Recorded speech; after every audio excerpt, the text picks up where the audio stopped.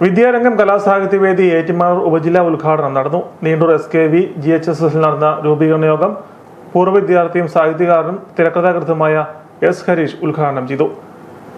വിദ്യാരംഗം കലാസാഹിത്യവേദിയുടെ പ്രവർത്തനങ്ങളെക്കുറിച്ചും വായനയുടെ പ്രാധാന്യത്തെക്കുറിച്ചും ഹരീഷ് സംസാരിച്ചു. കലയും സാഹിത്യവും പുതിയ തലമുറയുടെ ചിന്തയെയും സാമൂഹ്യ ബോധത്തെയും രൂപപ്പെടുന്നതിൽ നിർണായക പങ്ക് വഹിക്കുന്നുണ്ടെന്നും അദ്ദേഹം അഭിപ്രായപ്പെട്ടു. മനുഷ്യനെ ഭിന്നിപ്പിക്കുകയും ചെയ്യുന്ന ഒരുപാട് കാര്യങ്ങളുണ്ട്.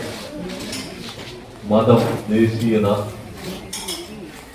കച്ചവടം, ഇതൊക്കെ മനുഷ്യനെ ഒന്നിപ്പിക്കുന്ന കാര്യങ്ങളാണ്. ദേശീയത നമുക്കറിയാം. നമ്മൾ ഒരു രാജ്യത്ത്, ഇന്ത്യ എന്ന് പറഞ്ഞ രാജ്യം കുറച്ചുപേരെ 140 കോടി മനുഷ്യരെ ഒന്നിപ്പിക്കുന്ന സ്ഥലമാണ്.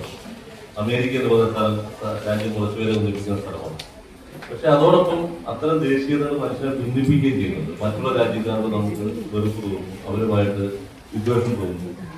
അതുപോലെ ഭാഷ നമ്മളെ ഭിന്നിപ്പിക്കുകയും ചെയ്യുന്ന കാര്യമാണ്.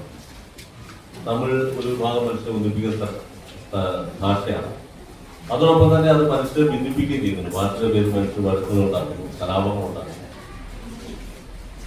ഇതുപോലെ ഒരുപാട് കാര്യങ്ങൾ നമ്മളെ ഭിന്നിപ്പിക്കുകയും ഒന്നിപ്പിക്കുകയും ചെയ്യുന്നു. കച്ചവടം മനുഷ്യനെ വല്ലാതെ ഒന്നിപ്പിക്കുന്ന സ്ഥലമാണ്.